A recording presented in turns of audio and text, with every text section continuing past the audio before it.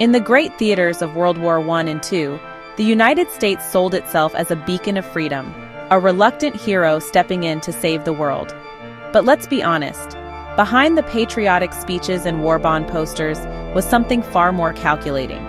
The U.S. didn't just enter the wars as a savior, it entered like a jackal, watching, waiting, profiting, then pouncing when the prey was weak and the opportunity ripe. This is the story of the double face of world wars, and how America played the part of both liberator and opportunist. At the start of World War I, the United States was officially neutral. But let's not kid ourselves. While Europe bled, American factories boomed.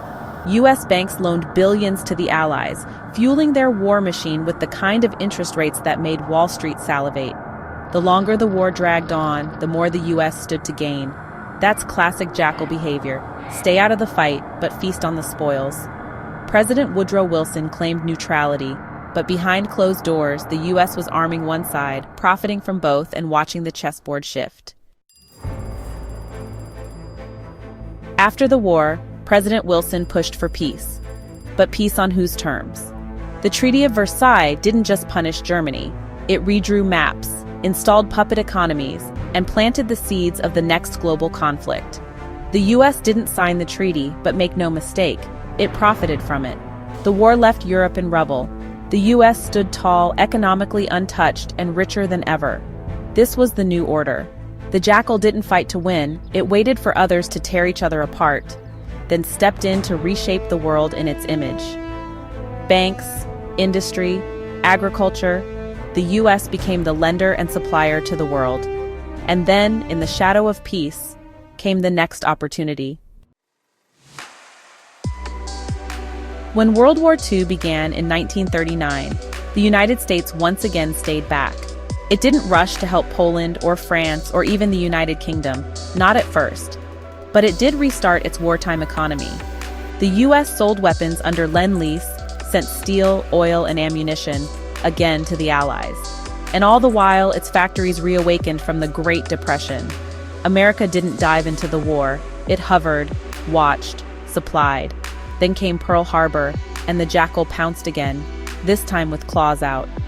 But even then, war was more than just a battle against fascism. It was a chance to reshape global power once more. And this time, the U.S. wouldn't just profit from the war. It would dominate the aftermath. Victory wasn't the final goal. Control was.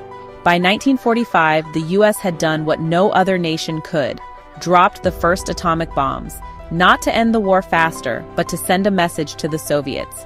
Hosted the Bretton Woods Conference, creating the IMF and World Bank, institutions that made the U.S. the heartbeat of global finance, helped design the United Nations with a permanent seat at the table and veto power. Germany was occupied. Japan was remade in America's image. Europe was rebuilt, not just with aid, but with strings attached. The Marshall Plan didn't just bring food and infrastructure, it brought markets. The U.S. wasn't just ending a war, it was building an empire of influence, all under the banner of peace. The Jackal doesn't just win battles, it wins the aftermath. The U.S. helped defeat Hitler. True. The U.S. liberated concentration camps. Also true. But here's the other truth. The U.S. emerged from both wars as the dominant global power not by chance but by design. It picked its moment, profited from the chaos, then used victory to reshape the world on its terms. That's the Jackal's way, not brute strength, but timing, strategy, and calculated morality.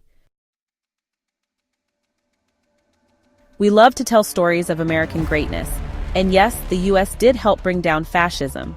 But we can't ignore the double face, the dual identity of a nation that stood for liberty while feeding on opportunity.